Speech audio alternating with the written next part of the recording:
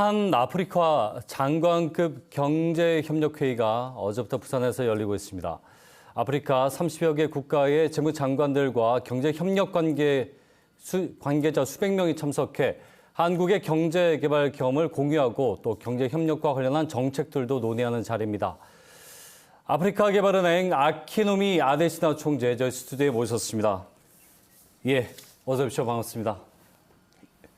It's very nice to be here. Yeah, thank you for coming to KBS 부산 뉴스. Thank you. Yeah.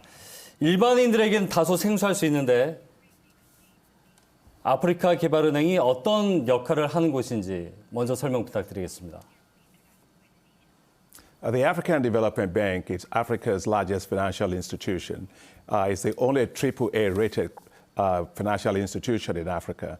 It has a capital base of $208 billion, and it has a lot of shareholders. Yes. And one of the shareholders, of course, is Korea.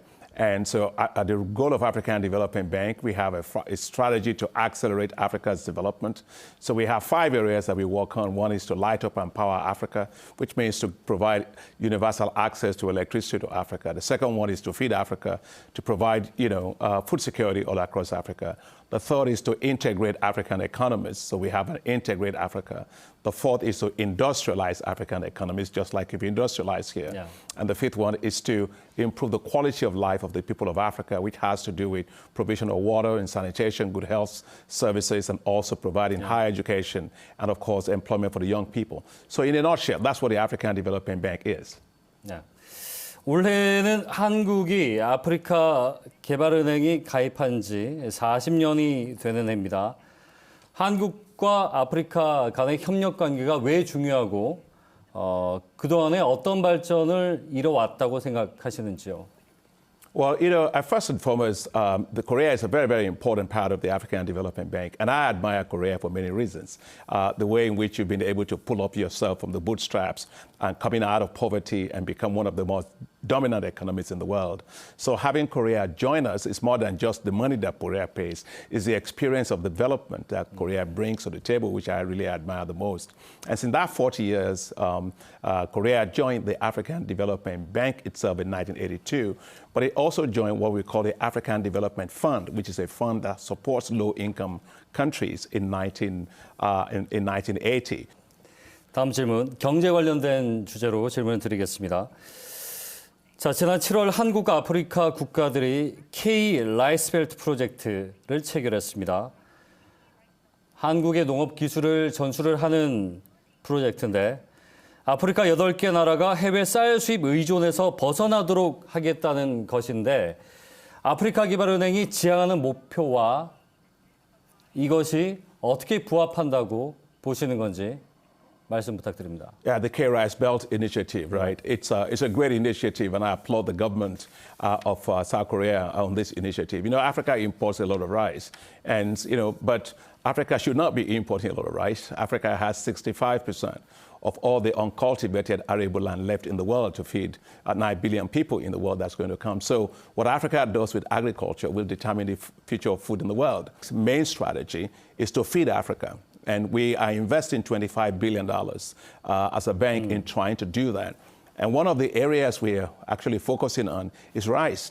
And we have a new rice program, which is called it's Reward, which is Rice for West Africa Development Zone.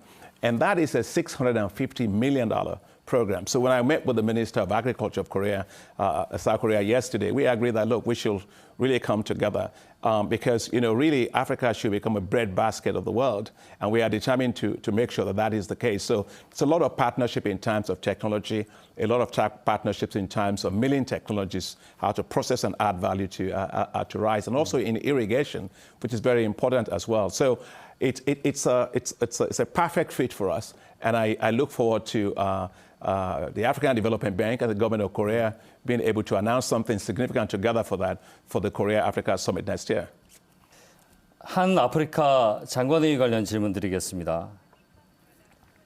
한-아프리카 경제협력 장관회의가 2년 만에 개최됐는데 코로나 때문에 5년 동안 개최되지 못했습니다. 그만큼 의미가 더 깊지 않을까 싶은데 이번 회의에서 어떤 의제들이 논의가 됩니까? Well, we're delighted that we can meet actually physically this year because we couldn't meet because of the COVID-19 situation. So you got 33 ministers of finance that are coming from across Africa. So it's very, very huge. And so for this particular one is to have a lot of dialogue post-COVID about a number of things. On our agenda will be about discussing energy, renewable energy in particular, how we're going to work in making sure that we can accelerate access to energy in Africa, not just for electricity, but also for clean cooking, so that people can cook. The other part of that, of course, is agriculture. How do we unlock the huge potential of agriculture in Africa all across our member countries, and lessons and experiences from Korea that can inform that. Now, the other thing that we will be discussing as well as a theme is the whole issue of knowledge. I actually admire a lot of the capacity that I see here in Korea. This afternoon, I was at the Samsung Biologics, in Seoul, and I was quite impressed with that. So because we're also investing in the pharmaceutical industry. So some of this issue of knowledge, policy on technology and innovation will also be part of it. 자, 한국 방문이 세 번째라고 들었습니다. 부산도 5년 만에 다시 찾으셨는데 부산이라는 도시가 어떻게 기억되고 있습니까?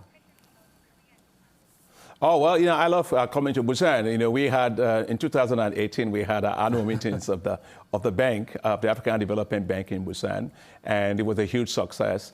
We also have a lot of partnership with the city of Busan in terms of the use of drones, smart agriculture, that is actually being used now in Tunisia and in other places. So that's very, very good. And I think the other opportunity that we all look forward to in this discussion right here in Busan is the opportunity to learn how Korea puts together this critical infrastructure.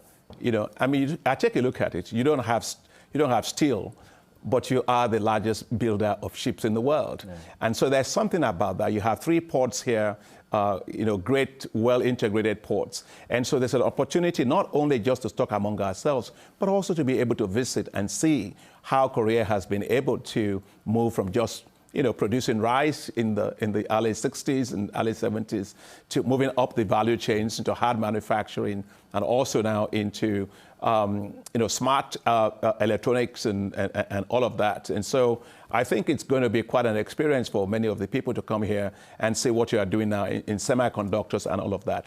내년에 한-아프리카 정상회의가 한국에서 개최가 됩니다. 한국에게 아프리카는 또 아프리카는 한국에게 서로에게 어떤 존재가 될지 많은 분들이 주목을 하고 있는데 총재님께서 갖고 계신 발전 가능성 어떻게 보고 계십니까? Well, I think that we have a very good relationship, but I think we can do a lot better. When you look at the bilateral trade between Korea and Africa, yes, it's been rising, but don't forget, it's only 2% of Korea's total trade and investment in the world that goes to Africa. So I want to see that change. I want to see a lot more Korean companies investing in Africa. And beyond just the big companies that we are used to, beyond the Daewoo's of this world, or Samsung of this world, or the Hyundai's of this world, there's a whole range of areas that we can invest in. We would like to see a lot more investment in agricultural value chains. And I think that Korea should invest with us in the development of what we call special agro-industrial processing zones. These are new economic zones we are developing all across Africa. 감사합니다. 오늘 말씀은 여기까지 듣겠고요. 총장님의 방문으로 한국과 아프리카의 교류가 더 활성화되고 그리고 한국과 부산의 저력을 꼭 기억해 주시길 바라겠습니다. Yes, very much so, and I look forward to coming back again. Yeah, thank you very much. Thank you. 아프리카개발은행 아킨우미 아데시나 총재와 함께 얘기 나눠봤습니다.